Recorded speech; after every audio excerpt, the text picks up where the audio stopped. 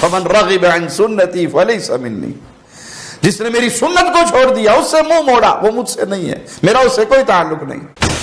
لڑکیاں ناچ رہی ہیں، عورتوں مردوں کے مخلوط اجتماع ہے، عورتیں بن سور کے میک اپ کر کے جلوس نکال رہی ہیں، نبی صلی اللہ علیہ وسلم کے روزے کا ماڈل بناتے ہو کیک کے اوپر، پھر اس پہ چھریاں چلاتے ہو، بیت اللہ کا ماڈل بناتے ہو، پھر اس پہ چھریاں چلاتے ہو۔ یہ دنیا کا معاملہ ہے، سنگ مرمر لگائیں یا کچی زمین ہو، نماز کا ثواب وہی ہے، نماز کا طریقہ وہی ہے، اے سی والی مسجد ہو یا بغیر پنکھوں والی مسجد ہو، نماز کا ثواب وہی ہے، اجر میں کوئی کمی نہیں۔ آج ابو بکر سب کو دلاسے دے رہے ہیں، مصطفیٰ کا ماتھا چوم رہے ہیں، واہ نبیہ، واہ صفیہ، واہ خلیلہ کے آوازیں لگا رہے ہیں، مسجد میں آ کر کہہ رہے ہیں اجلس یا عمر من کان یعبد محمد فإن محمد قد مات۔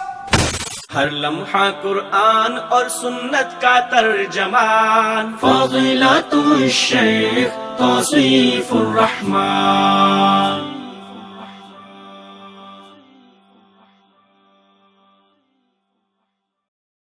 السلام علیکم ورحمۃ اللہ وبرکاتہ۔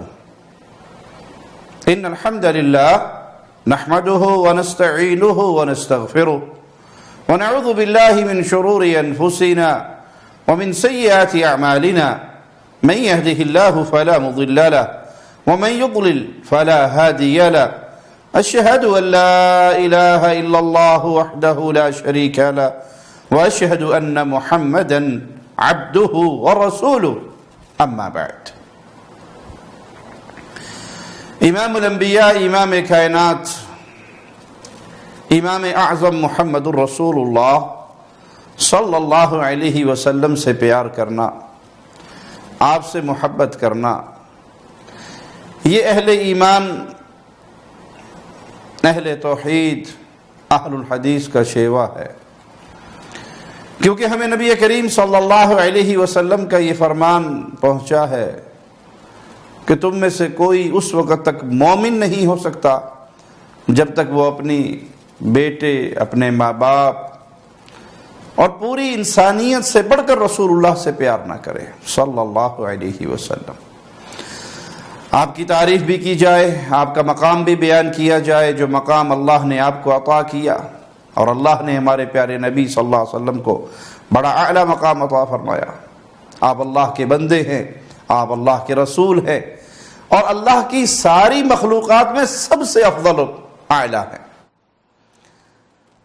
انسانوں میں آپ پوری انسانیت کے سردار ہیں، جن اور انس کی طرف نبی بنا کر بھیجے گئے، اور قیامت تک اب کوئی اور نبی نہیں آئے گا، آپ نبی اور رسولوں میں سب سے افضل اور خاتم النبیین۔ آپ علیہ الصلوۃ والسلام کی بعثت کے بعد اب دجال تو پیدا ہوں گے، کذاب تو پیدا ہوں گے، لیکن کوئی سچا نبی نہیں آ سکتا۔ آپ آخری نبی ہیں۔ آپ صلی اللہ علیہ وسلم نے اپنے بعد دعوی نبوت کرنے والوں کو دجال اور کذاب کہا۔ کذاب ہوں گے، دجال ہوں گے، لیکن سچا رسول کوئی نہیں ہوگا۔ لا نبی بعدی، آپ یہ اعلان فرما کر گئے کہ اب قیامت تک میرے بعد کوئی نبی نہیں آئے گا۔ بعثت انا والساعة كهاتین، اللہ نے مجھے بھیج دیا، اب میرے بعد جو چیز آنی ہے وہ قیامت ہے،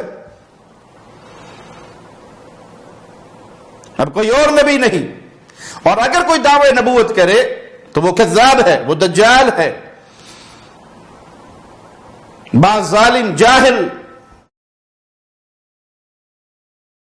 جھوٹے نبیوں کے لیے، نبوت کے جھوٹے دعوے داروں کے لیے نرم گوشہ پیدا کرنے کے لیے کہتے ہیں کہ مرزا قادیانی کو برا نہیں کہنا چاہیے، بلکہ یہاں تک کہتے ہیں اس کا ادب و احترام کرتے ہیں۔ انا للہ و انا الیہ راجعون۔ رسول اللہ صلی اللہ علیہ وسلم نے اسے کذاب اور دجال کہا جو دعوی نبوت کرے، اور تم کہتے ہو کہ اس کا ادب کرتے ہیں، احترام کرتے ہیں، وہ اپنے مذہب کا بانی ہے، وہ مذہب کا بانی نہیں ہے، اس کا کوئی مذہب نہیں ہے. جس وقت اس نے یہ دعویٰ کیا وہ مرتد بھی ہوا اور واجب القتل بھی ہوا. اسے صرف کافر قرار دے دینا کافی نہیں تھا، بلکہ اسے اس وقت ارتداد کے جرم میں قتل کرنا چاہیے تھا. تو اس کا اہل ایمان کے دل میں کوئی احترام نہیں، نہ احترام سے اس کا ذکر کیا جائے گا. کیوں؟ ہمارے آقا علیہ السلام نے ہمیں یہ درس دیا کہ میرے بعد جو دعوی نبوت کریں گے وہ کذاب اور دجال ہوں گے. یہ جو مختلف مذاہب کے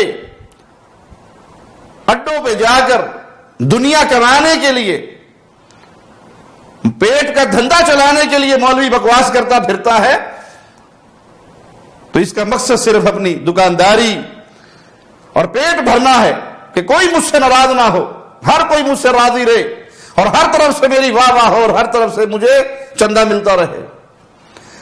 وگرنہ مومن یہ برداشت ہی نہیں کر سکتا کہ رسول اللہ صلی اللہ علیہ وسلم کے بعد کوئی دعوی نبوت کرے، اور اگر کوئی یہ جرم کرے تو کسی مومن کے دل میں اس کذاب اور دجال کا ایک رائی کے دانے کے برابر احترام نہیں رہ سکتا. وہ مرتد ہو جاتا ہے. مسلمان سٹیٹ پر، مسلمان حکمران پر، مسلمان قاضی پر اس کا خون بہانے کا آرڈر کرنا واجب ہو جاتا ہے. مرتد کی سزا اسلام میں قتل ہے. تو رسول اللہ صلی اللہ علیہ وسلم کی شان بیان کی جائے، اور اس شان میں سب سے اعلیٰ شان کہ آپ خاتم النبیین ہیں، اس کو بھی بیان کیا جائے، اور آپ کے بعد دعوی نبوت کرنے والوں کا مقام بھی بیان کیا جائے کہ یہ لائق احترام نہیں ہے، ان کو تو کاٹ کر گندگی کے ڈھیر پہ پھینک دینا ہے. اور کامیابی ہے اس کے لیے جو رسول اللہ صلی اللہ علیہ وسلم کی فرما برداری کرے، اور ذلت مسلط کر دی جاتی ہے جو آپ کی نافرمانی کرے. آپ صلی اللہ علیہ وسلم ہی وہ ہستی ہیں جنہیں مقام محمود پر اللہ بٹھائے گا. یہ مقام اللہ نے امام الانبیاء کو دینا ہے. مالک کا فرمان سنیے، عسیٰ ان یبعثک ربک مقاما محمودا، ان قریب آپ کا رب آپ کو مقام محمود پر اللہ کھڑا کرے گا. اس مقام محمود سے مراد وہ مقام ہے کہ قیامت کے دن رسول اللہ صلی اللہ علیہ وسلم کھڑے ہوں گے انسانیت کی شفاعت کے لیے، کہ اللہ سے سفارش کریں گے تاکہ ان کا حساب و کتاب شروع ہو. اور یہ حشر کے جس سخت موقف پہ کھڑے ہیں یہاں سے انہیں آرام ملے. اور یہ ایک ایسا مقام ہے جس پر صرف آپ فائز ہوں گے. اس دن کوئی نبی بھی انسانیت کے لیے سفارشی نہیں بنے گا. انسانیت چکر لگائے گی آدم علیہ السلام سے لے کر عیسیٰ علیہ السلام تک، اور ہر نبی انسانوں کو آگے بھیجے گا. اور جب رسول اللہ صلی اللہ علیہ وسلم کے پاس آئیں گے تو آپ کہیں گے ہاں مجھے اللہ نے یہ مقام دیا ہے، میں سفارش کروں گا. اور مقام توحید کو بھی دیکھیے کہ رسول اللہ صلی اللہ علیہ وسلم کی شفاعت کا انداز کیا ہوگا. اللہ اجازت دے گا تو نبی سجدہ کریں گے اور طویل سجدہ کریں گے. اس سجدے میں وہ دعائیں، وہ التجائے رب کی، وہ حمد و ثنا بیان کرنے کے بعد اس سجدے میں اللہ کی تعریف کے وہ جملے کہیں گے. آپ نے فرمایا جو آج مجھے نہیں پتا، اللہ اس وقت مجھ پہ القاء فرمائے گا. اور پھر مجھ سے کہا جائے گا ارفع رأسک یا محمد صلی اللہ علیہ وسلم، اپنا سر مبارک اٹھائیے، مانگیے کیا مانگتے ہیں، جو مانگو گے عطا کیا جائے گا. سفارش کرو جس کی کرتے ہو، سفارش قبول کی جائے گی. تو یہ مقام ہے صرف امام الانبیاء کا، اور یہ کسی اور نبی کو بھی حاصل نہیں. اللہ کی مخلوق میں رسول اللہ صلی اللہ علیہ وسلم سب سے زیادہ اللہ سے ڈرنے والے اور سب سے زیادہ پرہیزگار.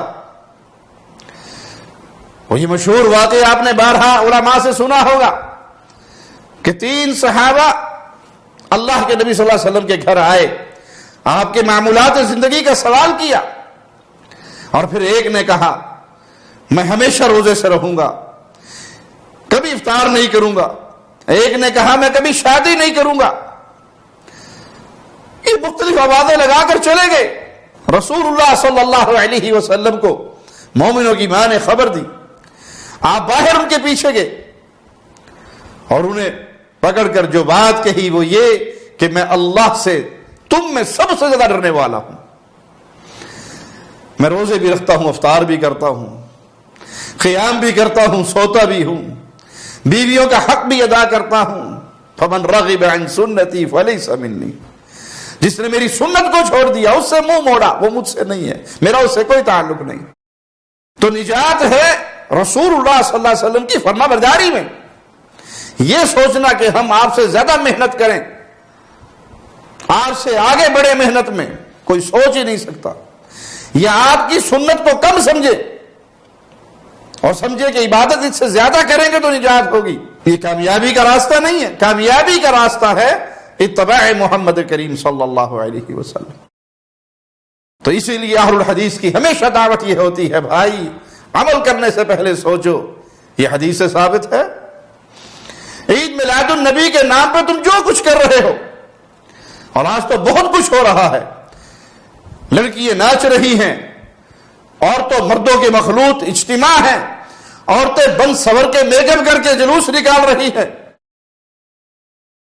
گانوں پہ ڈانس ہو رہا ہے، مسجد نبوی اور بیت اللہ کا ماڈل بنا کر اس کو لے کے گلی گلی گھوما جا رہا ہے. اور عید میلاد کا جلوس ختم ہونے کے بعد 12 ایسے مناظر دیکھے کہ وہ کچرے کے ڈھیر پہ پھینک دیے جاتے ہیں. یہ کام کوئی ہندو کرے تو بلوا ہو جائے، جھگڑا ہو جائے، لڑائی ہو جائے، قتل و غارت تک معاملہ پہنچ جائے، اور تم مسلمان کلمہ پڑھ کے کرو تو تمہارے لیے ساری راہیں کھلی ہیں. ہم نے تو ظلم کے ایسے مناظر بھی دیکھے اس بدعتی تہوار پر کہ لوگ رسول اللہ صلی اللہ علیہ وسلم کا نام کیک پر لکھتے ہیں، اور پھر اللہ کے نبی صلی اللہ علیہ وسلم کے نام پر چھریاں چلاتے ہیں. کہاں گیا تمہارا ایمان؟ کہاں گئی تمہاری محبت؟ کہاں گیا تمہارا دعویٰ؟ صحابہ نے تو ایسے محبت کی کہ ایک کافر کا ہاتھ آپ کی داڑھی کی طرف بڑھا تو صحابی نے تلوار کا دستہ مارا اس کے ہاتھ پر کہ اپنے ہاتھ کو پیچھے رکھ، اپنے ہاتھ کو دوبارہ مصطفیٰ کی داڑھی کے قریب لانے کی جرات نہ کرنا، وگرنہ یہ ہاتھ تیرے جسم سے جدا کر دیا جائے گا. ہم نے تو محبت کے یہ مناظر دیکھے کہ ابو سفیان کے نیچے سے بستر اٹھا دیا گیا. زبان حال سے کہنے دیجئے، ابو سفیان کے جذبات کی ترجمانی کرنے دیجئے کہ بیٹی میں اس بستر کے قابل نہیں، یا یہ بستر میرے قابل نہیں. یہاں تو یہ منظر بھی دیکھنے کو ملا کہ یہ نبی کا پاکیزہ بستر ہے، اور جب تک انسان مشرک ہوتا ہے، وہ ناپاک ہوتا ہے، وہ پاک بستر میں نہیں بیٹھ سکتا. ہمیں تو یہ منظر دیکھنے کو ملے. پیارے نبی صلی اللہ علیہ وسلم کے صحابہ کے محبت کا یہ منظر دیکھنے کو ملا کہ وضو کے قطرے آپ کے جسم مبارک سے زمین پہ نہیں آتے، صحابہ اسے لینے کے لیے لپکتے ہیں، اور تم محبت کے جھوٹے دعوے دار نبی صلی اللہ علیہ وسلم کے روزے کا ماڈل بناتے ہو کیک کے اوپر، پھر اس پہ چھریاں چلاتے ہو. بیت اللہ کا ماڈل بناتے ہو، پھر اس پہ چھریاں چلاتے ہو. آقا کا نام لکھتے ہو، اور پھر تمہارا یہ ہاتھ شل کیوں نہیں ہو جاتا؟ تم بے ہوش کیوں نہیں ہو جاتے کہ تم مصطفیٰ کے نام پہ چھریاں چلا رہے ہو؟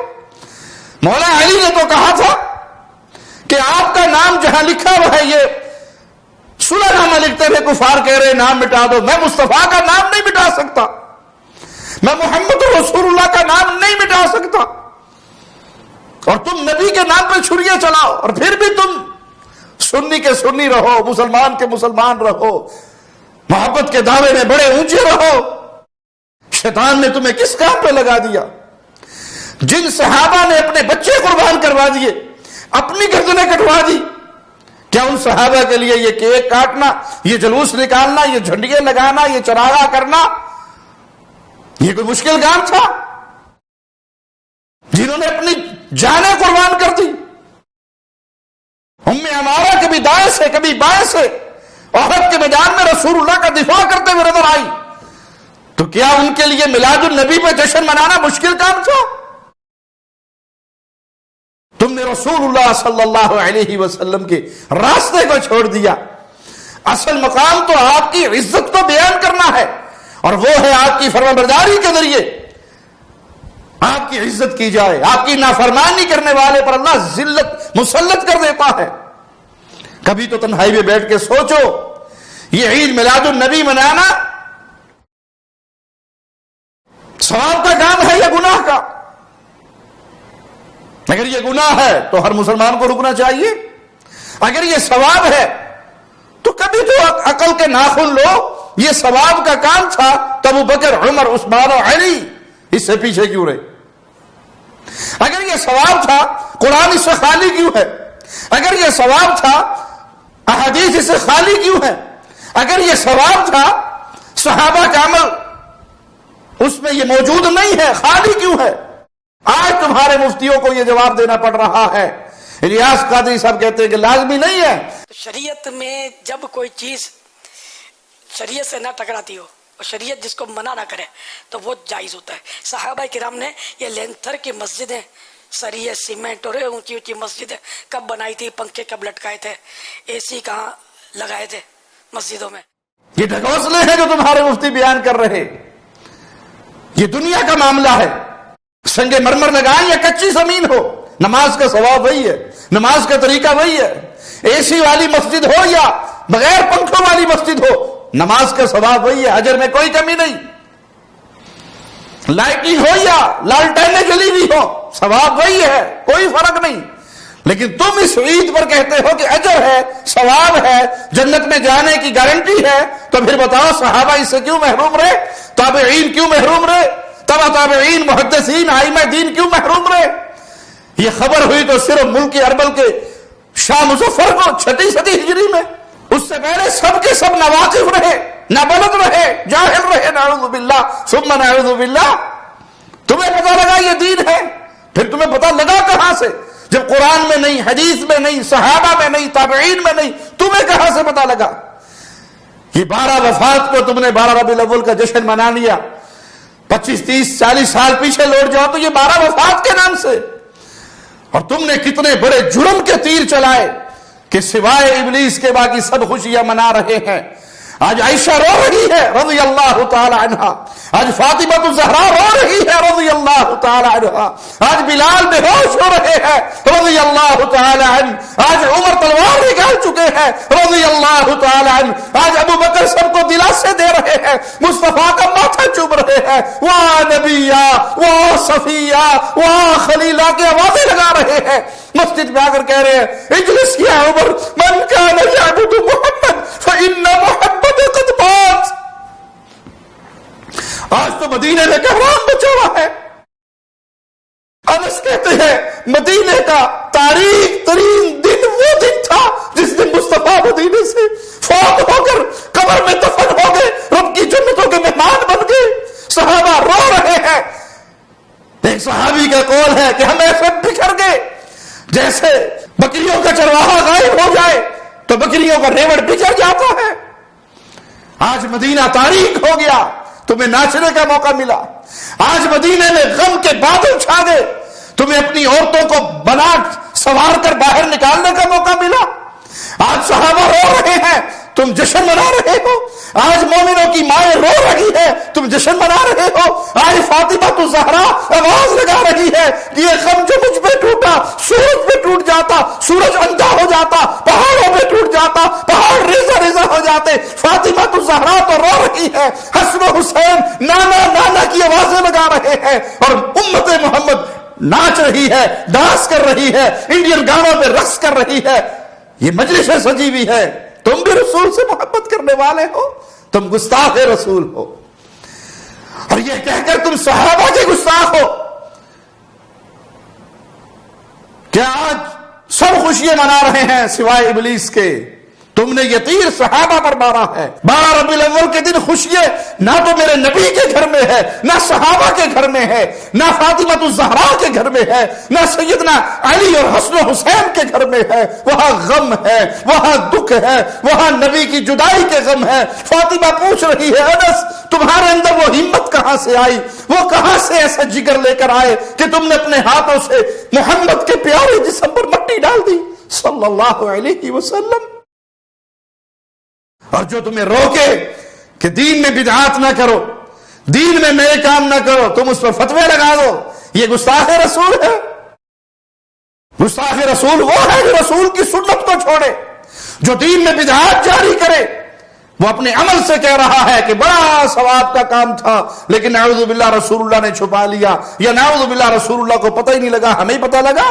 پیارے نبی صلی اللہ علیہ وسلم کا ادب سیکھنا ہے تو آؤ قرآن سے سیکھو. قرآن ادب سکھاتا ہے. آپ کی فرما برداری آپ کا ادب ہے. آپ کے سامنے آوازیں پست رکھنا آپ کا ادب ہے. اللہ نے کن لوگوں کی تعریفیں کی؟ جو رسول اللہ صلی اللہ علیہ وسلم کے سامنے اپنی آواز کو پست کر دے. مولا کا فرمان سنو، یا ایھا الذین آمنوا لا ترفعوا اصواتکم فوق صوت النبی. اے ایمان والو، اپنی آوازیں نبی کی آواز سے بلند نہ کرو، اپنی آواز کو دھیما کرو، اپنی آواز کو آہستہ کرو. جس کا ایک معنی یہ بھی نکلتا ہے کہ جب نبی کا حکم آ جائے پھر اپنے سروں کو جھکا دو، الگ سے کوئی نیا آوازہ نہ لگاؤ کہ نہیں ہم تو یہ کریں گے. میرے نبی کا فرمان آ جائے. آپ کا فرمان ہے من عمل عملا لیس علیہ امرنا فہو رد. جس نے کوئی ایسا عمل کیا جو ہم سے ثابت نہیں ہے، ہماری سنت سے ثابت نہیں ہے، وہ مردود عمل ہے. قرآن کہتا ہے لا ترفعوا اصواتکم فوق صوت النبی. نبی کی آواز سے اپنی آواز نہ تو نبی کی زندگی کے اندر کرو اور نہ نبی کی وفات کے بعد آپ کی حدیث سے اپنے قول کو بلند کرو. حدیث رسول تو ٹھیک ہے پر ہمارے مذہب کے خلاف ہے. حدیث رسول تو ٹھیک ہے امام صاحب کے خلاف ہے. حدیث رسول تو ٹھیک ہے مولانا صاحب کے فتوے کے خلاف ہے. حدیث رسول تو ٹھیک ہے لیکن ہمارا معاشرہ، ہماری قوم، ہماری برادری، ہمارا مذہب، ہمارا مسلک وہ نہیں مانتا اس کو. لا ترفعوا اصواتکم فوق صوت النبی. اپنی آواز کو نبی کی آواز سے بلند نہ کرو. وَلَا تَجْهَرُوا لَهُ بِالْقَوْلِ كَجَهْرِ بَعْضِكُمْ لِبَعْضٍ أَن تَحْبَطَ أَعْمَالُكُمْ وَأَنْتُمْ لَا تَشْعُرُونَ. بلند آواز سے ان کو ایسے نہ پکارو جیسے تم آپس میں ایک دوسرے کو پکارتے ہو. یا محمد یا محمد کی آوازیں لگانے والوں، مالک بیان کر رہا ہے، مولا حکم دے رہا ہے، رسول صلی اللہ علیہ وسلم کو ایسے نہ پکارو جیسے تم آپس میں ایک دوسرے کو پکارتے ہو. آج ویسے نہیں پکارا جا رہا. یا محمد کی آوازیں نہیں لگ رہی. اللہ تو اپنے نبی سے ایسا پیار کرتا ہے، پورے قرآن کو پڑھ لیجئے کہیں آپ کو یا محمد نظر نہیں آئے گا. یا آدم مل سکتا ہے، یا ابراہیم مل سکتا ہے، یا نوح مل سکتا ہے، یا موسیٰ مل سکتا ہے، یا عیسیٰ ہو سکتا ہے. اگر پورے قرآن میں نہیں ہے تو یا محمد نہیں ہے. اللہ نے جب بھی خطاب کیا کبھی یا ایھا المزمل کہا، کبھی یا ایھا المدثر کہا. پیار سے پکارا، محبت سے پکارا، نام لے کر کبھی نہیں پکارا. حالانکہ وہ خالق و مالک ہے، اپنے حبیب سے ایسی محبت کرتا ہے کہ اس کے نام سے کبھی نہیں پکارا. یا نوح کہا اور تم ایسے بے ادب ہو گئے جیسے آپ اس میں ایک دوسرے کو پکارتے ہو. اس طرح تمہارے جلسوں اور جلوسوں میں یا محمد کی آوازیں لگیں. مالک کہتا ہے باز آ جاؤ ان تحبط اعمالکم وانتم لا تشعرون. کہیں ایسا نہ ہو کہ تمہارے سارے اعمال میں برباد کر دوں اور تمہیں خبر بھی نہ ہو. تمہارے سارے اعمال برباد ہو جائیں اور تمہیں خبر بھی نہ ہو. سنو مالک کا فرمان ان الذین یغضون اصواتهم عند رسول اللہ. جو اپنی آوازوں کو پست رکھتے ہیں اللہ کے نبی صلی اللہ علیہ وسلم کے پاس، رسول اللہ کے ہاں، اولئک الذین امتحن اللہ قلوبهم للتقوى لهم مغفرۃ واجر عظیم. یہی وہ لوگ ہیں جن کے دلوں کو اللہ نے پرہیزگاری کے لیے پرکھ لیا ہے. یہ پرہیزگار دل ہے، اللہ نے جانچ لیا ہے ان کے دلوں کو پرہیزگاری کے لیے. ان کے لیے مغفرت ہے اور ان کے لیے اجر عظیم ہے. نبی کے ہوتے ہوئے، نبی کی موجودگی میں اپنی آوازوں کو دھیمی کرنے والے، پست کرنے والے، یہ اللہ کے ہاں مغفرت پائیں گے، اجر عظیم پائیں گے. اور متقین ہیں یہ، ان کا دل تقوی سے سرشار ہے. میں تمہیں تمہارے انداز میں سکھاتا ہوں. تمہارے مولویوں نے تمہیں فتوے دیے ہوئے کہ نبی کریم صلی اللہ علیہ وسلم زندہ ہیں. نبی کریم صلی اللہ علیہ وسلم ہر وقت ہر جگہ پہ موجود ہے. نبی کریم صلی اللہ علیہ وسلم نور من نور اللہ ہے. ایک ایک پوائنٹ لے کر چلو. اگر رسول اللہ صلی اللہ علیہ وسلم نور من نور اللہ ہے تو جشن ولادت کس کا نور پیدا نہیں ہوتا، بشر پیدا ہوتا ہے۔ جشن ولادت منانے والوں یا جشن ولادت مناؤ یا نور من نور اللہ نہ کہو، ایک کام کرو، نور من نور اللہ پیدا کیسے ہوئے؟ نور اللہ کے نور میں سے الگ ہونے والا، تمہارے عقیدے کے مطابق الصلاۃ والسلام علیک یا نور من نور اللہ، اللہ کے نور میں سے الگ ہونے والا تم مصطفیٰ کو سمجھتے ہو، وہی جو مستوی عرشدہ خدا ہو کر اتر پڑا مدینے میں مصطفیٰ ہو کر، پھر جشن ولادت کس چیز کا؟ مصطفیٰ کی آمد مرحبا، یہ آمد کیسے ہوئی؟ یہ ولادت کیسے ہوئی؟ ولادت تو بشر کی ہوتی ہے، اگر نور ہے تو ولادت نہیں، ولادت ہے تو نور نہیں۔ تمہارے ہاں کرسیاں سجتی ہیں، تمہارے ہاں نعتیں پڑھی جاتی ہیں، دم بدم پڑھو درود، حضور بھی ہیں یہاں موجود۔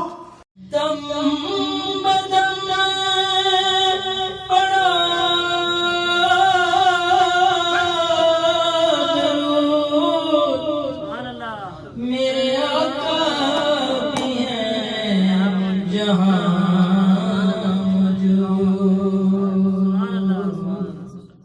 تمہارے عقیدے کے مطابق اللہ کے نبی صلی اللہ علیہ وسلم ان جلوسوں میں، ان جلسوں میں تمہارے مولویوں کے مطابق تشریف لاتے ہیں، اور قرآن کہتا ہے، انداز قرآن پہ غور کرو، ان الذین یغضون اصواتهم عند رسول اللہ، جو اپنی آواز رسول اللہ کے سامنے پست رکھتا ہے، اولئک الذین امتحن اللہ قلوبهم للتقوی، انہی کا دل پرہیزگاری کے لیے رب نے جانچ لیا۔ اگر نبی موجود ہیں تو تمہارے یہ نعرے، سپیکر پہ یہ آوازیں، تمہارے یہ ڈانس، تمہارے یہ گانے، تمہارا یہ تھرکنا، تمہارا یہ ناچنا، عورتوں کا ناچنا، مولویوں کا ناچنا، بچوں کا ناچنا، کیا یہ رسول اللہ کی توہین نہیں ہے؟ کیا یہ قرآن کا انکار نہیں ہے؟ قرآن تو کہتے اپنی آواز پست کرو۔ ایک صحابی کی آواز قدرتی بلند تھی، وہ گھر کے اندر چلے گئے، دروازہ بند کر لیا، رونے لگ گئے۔ امام الانبیاء نے اپنے صحابی کو جب نہ دیکھا تو پوچھا وہ کہاں ہے، اس کی خبر لے کر آؤ۔ جواب ملا کہ یہ آیت اتر آئی، ان تحبط اعمالکم، آواز اونچی کرو گے تو اعمال برباد ہو جائیں گے۔ وہ تو رو رو کے برا حال کر بیٹھے کہ میرا کیا بنے گا، میری آواز تو قدرتی اونچی ہے۔ صحابہ کے تو ایمان کا یہ حال تھا۔ ادھر تمہارا عقیدہ ہے کہ حضور بھی ہے موجود، دم بدم پڑھو درود، حضور بھی ہے یہاں موجود، اور ادھر تمہارے یہ چیخنے، یہ چلانے، یہ آوازیں بلند کرنا، یہ سپیکروں پہ شور ڈالنا، کیا یہ گستاخی نہیں ہے پیارے نبی کی؟ مولا کا فرمان سنو، ان الذین ینادونک من وراء الحجرات اکثرهم لا یعقلون، یہ جو آپ کو حجروں کے پیچھے سے کھڑے ہو کر آوازیں دے رہے ہیں اکثریت بے عقل ہے۔ وَلَوْ أَنَّهُمْ صَبَرُوا حَتَّى تَخْرُجَ إِلَيْهِمْ لَكَانَ خَيْرًا لَهُمْ وَاللَّهُ غَفُورٌ رَحِيمٌ۔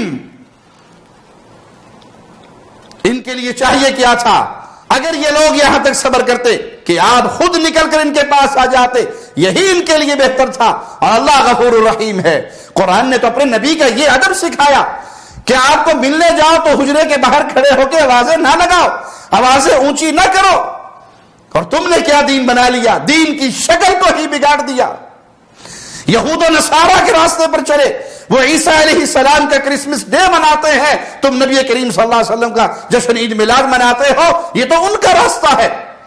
اور جب کہیں سے تمہیں دلیل نہیں ملتی تو دلیل کیا دیتے ہو، جی ابو لہب نے منایا تھا، لونڈی کو آزاد کیا تھا۔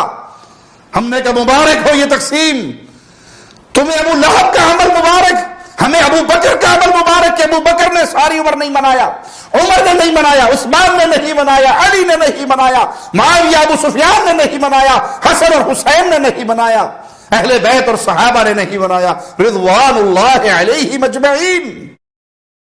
امام ابن کثیر رحمہ اللہ فرماتے ہیں ان آیات کے اندر اللہ مالک اپنے مومن بندوں کو یہ آداب سکھلاتا ہے کہ وہ نبی کے ساتھ توقیر، تعظیم، احترام، تکریم سے پیش آئیں۔ یہ ہے اللہ کا دیا ہوا درس، انسانیت کو نبی کے سامنے اپنی آوازوں کو بلند نہ کرے۔ اگر سمجھتے ہو اپنے باطل عقیدے کے مطابق، وہ عقیدہ بھی باطل ہے، نہ قرآن سے ثابت نہ حدیث سے ثابت، کہ نبی ہر وقت ہر جگہ موجود ہے، وہ اپنی جنتوں میں آرام فرما رہے ہیں۔ آپ نے دیکھا تھا، حدیث میں آیا ہے، آپ نے ایک مقام کو دیکھا، جبرائیل سے پوچھا یہ کس کا ہے؟ کہا آقا آپ کا ہے۔ کہا پھر مجھے جانے دو۔ کہا بھی دنیا کی کوئی زندگی آپ کی باقی ہے، اس کے بعد آپ یہاں آرام کرو گے، وہ جنت کے مقام پر فائز ہوگے۔ تمہیں یہ جو پٹی پڑھائے گی جھوٹ کی بنیاد پہ، لیکن اس پر بھی تم قائم نہیں رہے۔ اپنے عقیدے کے مطابق اس پہ بھی قائم ہو کہ نبی زندہ ہے، موجود ہیں، حاضر ناظر ہیں، تو پھر اپنی آوازوں کو آہستہ کرو۔ آوازیں بلند کرنے کی اجازت شریعت نہیں دیتی۔ اللہ مالک نے نبی کریم صلی اللہ علیہ وسلم کو ان کا نام لے کر پکارنے سے منع کر دیا، جیسے عام لوگ پکارتے ہیں، بلکہ آپ کو رسالت کے وصف سے پکارا جائے۔ صحابہ بیٹھتے تھے، یا رسول اللہ، اس مقام رسالت سے، اس پیارے لقب سے خطاب کرتے تھے، آپ سے کلام کرتے تھے۔ مولا کا فرمان سنو، لا تجعلوا دعاء الرسول بینکم کدعاء بعضکم بعضا، تم اللہ کے نبی کے بلانے کو ایسا بلاوا نہ کر لو جیسا تم آپس میں ایک دوسرے کا ہوتا ہے، ایک دوسرے کو جیسے تم پکارتے ہو ویسے رسول اللہ کو نہ پکارو۔ ان کے مقام، ان کی شان، ان کے عزت اور احترام کے ساتھ اس وصف سے پکارو جو اللہ نے ان کو عطا کیا ہے۔ جیسے اللہ مالک نے خود اپنے نبی صلی اللہ علیہ وسلم کو نبی اور رسول کے القاب سے مخاطب کیا۔ اللہ تعالیٰ اور اللہ کے فرشتے آپ پر درود و سلام رحمت بھیجتے ہیں۔ اللہ نے اپنے بندوں کو بھی آپ پر صلاۃ و سلام بھیجنے کا حکم دیا۔ مالک کا فرمان سنیے، ان اللہ وملائکتہ یصلون علی النبی یا ایھا الذین آمنوا صلوا علیہ وسلموا تسلیما۔ اللہ تعالیٰ اور اس کے فرشتے اس نبی پر رحمت بھیجتے ہیں، اے ایمان والو تم بھی ان پر درود بھیجو اور خوب سلام بھی بھیجتے رہا کرو، یہ حکم ہے ہمیں۔ لیکن کتاب و سنت کی کسی صحیح دلیل کے بغیر آپ کی تعریف، آپ کی توصیف میں کوئی دن معین کرنا، کوئی کیفیت معین کرنا وہ جائز نہیں ہے۔ کیوں شریعت نے معین نہیں کیا؟ نبی کی یاد، نبی کا ذکر وہ کسی ایک دن کے لیے خاص نہیں، یہ دن خاص کرنا تو کفار کا طریقہ ہے، یہ تو بدعت ہے۔ کوئی یوم والدین مناتے ہیں، کوئی یوم father day, mother day, teacher day, labour day, یہ کہاں سے آیا؟ کفار سے آیا۔ ماں ہمیشہ یاد رہتی ہے، باپ ہمیشہ یاد رہتا ہے، استاد ہمیشہ یاد رہتا ہے اس کی تربیت، اور رسول اللہ صلی اللہ علیہ وسلم تو زندگی کے ہر عمل میں ہمیں یاد رہتے ہیں۔ نماز پڑھنے لگے ہو نبوی پڑھنا، تجارت کرنے لگے ہو نبوی کرنا، کاروبار کرنا ہے نبوی کرنا، معاملات کرنے ہیں نبی کو دیکھنا، بیوی بچوں کے ساتھ پیش آنا ہے نبی کو دیکھنا، حکومت کرنی ہے تو نبی کو دیکھنا۔ ایک ایک معاملے میں، ارے یتیم ہو تو مدینے کے یتیم کو دیکھو، حاکم ہو مدینے کے حاکم کو دیکھو۔ تم جس حال میں بھی ہو، ہر حال میں محمد الرسول اللہ کی زندگی نور بن کے تمہارے سامنے چمک رہی ہے۔ کمانڈر ہو، فاتح ہو، مکے میں داخل ہونے والے فاتح کو دیکھ لو، تاجر ہو، خدیجہ کے سامان بیچنے والے تاجر کو دیکھ لو، تم زندگی کے کسی موڑ پہ کھڑے ہو، ہر موڑ پہ تمہیں نظر آئیں گے محمد الرسول اللہ۔ استاد ہو تو اصحاب صفا کے استاد کو دیکھ لو، ایک ایک لمحہ، ایک ایک زندگی کا شعبہ چمک رہا ہے مصطفیٰ کی سیرت سے۔ خامد ہو، عائشہ کے خامد کو دیکھ لو، بابا ہو، فاطمہ کے بابا کو دیکھ لو، سسر ہو، علی کے سسر کو دیکھ لو، داماد ہو، ابو بکر و عمر کے داماد کو دیکھ لو۔ کوئی زندگی کا موقع ہے جس زندگی کے موقع پر امام الانبیاء، امام کائنات، امام اعظم محمد رسول اللہ صلی اللہ علیہ وسلم ہمارے لیے رہبر و رہنما نہ ہو؟ آپ تو ہر وقت ہماری زندگی میں ہیں، ہماری نمازوں میں آپ ہیں، ہمارے ذکر میں آپ ہیں، ہماری شکل و صورت میں آپ کی یادیں ہیں۔ ہم ہر عمل پہ حدیث رسول کو جب لیتے ہیں تو گویا ہم آپ کو دیکھ کر آپ کے پیچھے چل رہے ہیں۔ کوئی ایک دن یاد کرنے کے لیے اللہ نے مقرر نہیں کیا کہ بس صرف سال میں ایک دفعہ 12 ربیع الاول کا جلوس نکال کے پورے سال چھٹی ہے۔ زندگی کا ایک ایک لمحہ ہمارے لیے مصطفیٰ کی سیرت نور کا مینارہ بن رہی ہے، اور ہم ہر لمحے اپنے آقا کو یاد رکھتے ہیں۔ نام آتا ہے تو کہتے ہیں صلی اللہ علیہ وسلم۔ ہمارا تو سونا، ہمارا اٹھنا، ہمارا جاگنا، ہمارا کھانا، ہمارا پینا، ہماری شادی، ہماری غمیے، ایک ایک مسئلے میں ہم سب سے پہلے ذہن میں کیا آتا ہے؟ مصطفیٰ سوئے کیسے تھے؟ اللہم باسمک اموت واحیا۔ مصطفیٰ اٹھے کیسے تھے؟ الحمدللہ الذی احیانا بعد ما اماتنا۔ ایک ایک مسئلے میں مصطفیٰ کی حدیثیں ہمارے لیے روشن ہے، مصطفیٰ کی یاد ہماری زبان پہ ہے، مصطفیٰ کا پیار ہمارے دل میں ہے۔ یہ کوئی ایک دن کا محتاج نہیں ہے کہ کوئی ایک دن مقرر کرو اور باقی سارا سال چھٹی کر لو۔ جنہوں نے صرف آپ کی پیدائش کے دن آپ کی یاد کے لیے خاص کر دیا، باقی سارا سال نمازوں سے چھوٹی، نیکیوں سے چھوٹی، ان کا حال پھر کیا ہے کہ وہ گھناؤنی بدعت کر رہے ہیں۔ اس لیے آپ ان لوگوں کے نعرے کو سن لو، جو ہو میں عشق مصطفیٰ تو زندگی فضول ہے، چہرے پہ داڑھی نہیں ہے، مرنے کے لیے تیار ہے، نبی کی بات ماننے کے لیے تیار نہیں، قبروں پہ سجدہ کر رہا ہے کیونکہ مرنے کے لیے تیار ہے، حدیث رسول پڑھ کر توحید سیکھنے کے لیے تیار نہیں، قبروں کا طواف کر رہا ہے کیونکہ نبی کے عشق میں مرنے کے لیے تیار ہے، نبی کی محبت میں دین سیکھنے کے لیے تیار نہیں ہے، توحید سیکھنے کے لیے تیار نہیں ہے، اپنی بیٹیوں کو بے پردہ گھما رہا ہے کیونکہ مرنے کے لیے تیار ہے، دین پہ عمل کے لیے تیار نہیں۔ نبی کے دیے ہوئے دین کو سیکھو، نبی کے دیے ہوئے دین کو اپنے اوپر لاگو کرو۔ نبی صلی اللہ علیہ وسلم جشن نہیں دے کر گئے، مشن دے کر گئے، اس مشن کو اپناؤ۔ قولوا لا الہ الا اللہ کے واضح کو لے کر کھڑے ہو، اور آپ کا سب سے بڑا مشن کیا تھا؟ قولوا لا الہ الا اللہ۔ اے دنیا والو توحید کو سمجھ جاؤ، اے دنیا والو لا الہ الا اللہ کو سمجھ جاؤ۔ تفلحوا تملک العرب والعجم، تم کامیاب ہو جاؤ گے، عرب و عجم کے مالک بن جاؤ گے۔ یہ تھا وہ دین جو آپ دے کر گئے، یہ تھا آپ کا مشن جو آپ دے کر گئے۔ ولادت کے دن سے اختلاف ابو جہل کو نہیں تھا، ابو لہب کو نہیں تھا، کفار مکہ کو نہیں تھا، عتبہ شیبہ کو نہیں تھا، طائف کے کافروں کو نہیں تھا، مدینے کے منافقوں کو نہیں تھا۔ ولادت کے دن سے کس کو اختلاف تھا؟ اختلاف کب ہوا؟ 40 سال سے محبت کرنے والے کفار مکہ، قریش مکہ اختلافی کب ہوئے؟ دشمن کب بنے؟ پتھر کب برسائے، کانٹے کب پھینکے، ساحر اور جادوگر کب کہا؟ جب آپ نے کہا قولوا لا الہ الا اللہ، تب انہوں نے کہا ہے یہ کیا کہا؟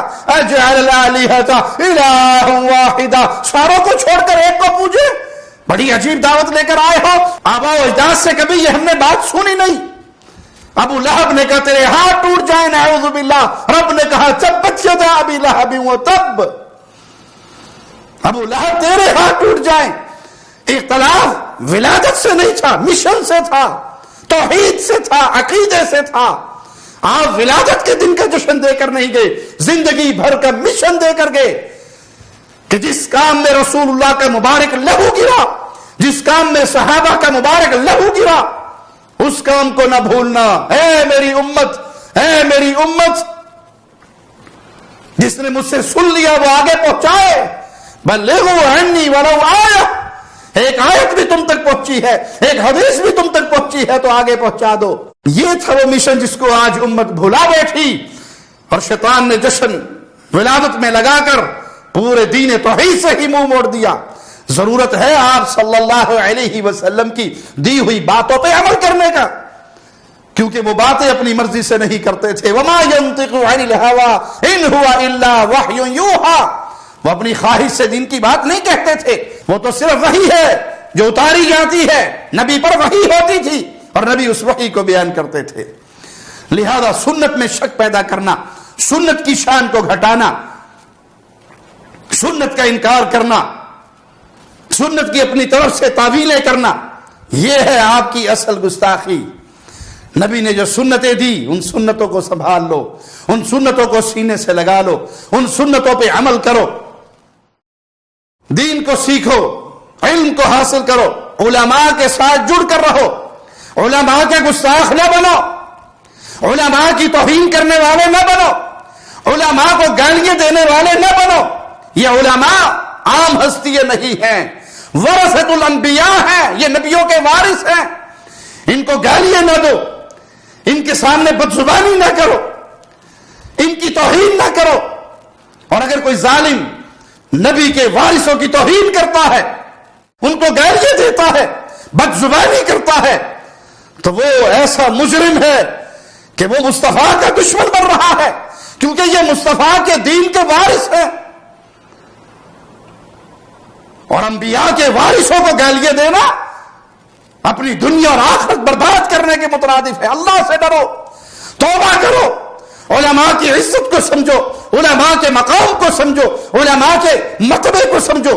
ہم قطعاً یہ نہیں کہتے کہ علماء کی پوجا کرو، یہ تو اہل شرک کا وتیرہ ہے، لیکن کم از کم جن کی زندگی گزر گئی مصطفیٰ علیہ السلام کی احادیث کو بچوں کے سینے میں حفظ کرواتے، انہیں گالیاں تو نہ دو، ان کی توہین تو نہ کرو، اپنے آپ کو ان کا دشمن بنا کر تو معاشرے کے سامنے پیش نہ کرو. یہ علماء ان کی قدر سیکھنی ہے تو علماء سے سیکھو. شیخ صالح فوزان حفظہ اللہ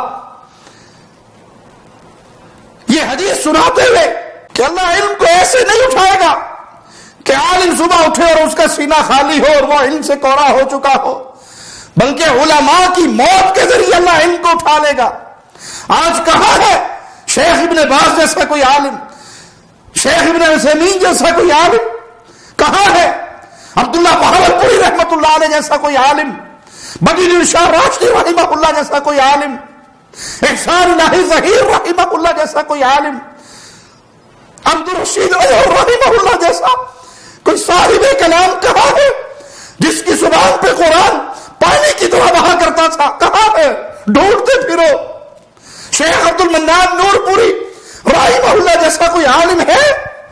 جو علماء بچ گئے ہیں ان کی قدر کرو، ان علماء کی قدر کرو. تم ان کی عزت نہیں کر سکتے، انہیں گالیاں ہی نہ دو کم از کم.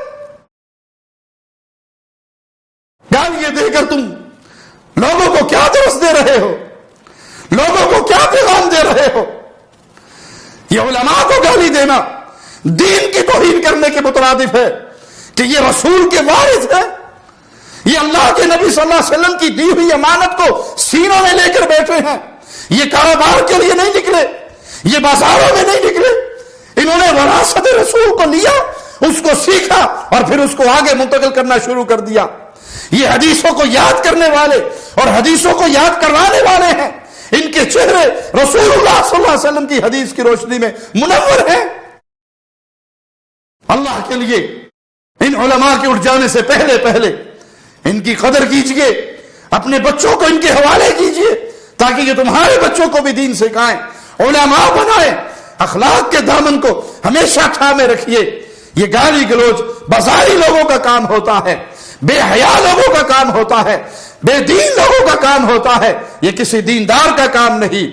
جس کے زبان پر اللہ اور اس کے رسول کی باتیں آتی ہو اس کی زبان پر یہ گندی گالیاں نہیں آیا کرتی. اللہ سے دعا ہے اللہ ہمیں علماء کی قدر کرنے کی توفیق عطا فرمائے. اللہ ہمیں دین پہ باقی رکھے، دین پہ زندہ رکھے، اور اللہ ہمیں رسول اللہ صلی اللہ علیہ وسلم کے اس مبارک مشن کو آگے بڑھانے کی توفیق عطا فرمائے. زندگی ہماری ساری پیارے نبی کے مشن کو پھیلاتے ہوئے گزر جائے اور آخری سانس ہو اور زبان سے لا الہ الا اللہ کی آوازیں نکل رہے ہوں، اہل شرک کے ہاتھوں شہادت کی موت پا کر رب کی جنت کے مہمان بن رہے ہو. اقول قولی ھذا واستغفر اللہ لی ولکم ولسائر المسلمین. ہر لمحہ قرآن اور سنت کا ترجمان، فضیلت الشیخ توصیف الرحمان.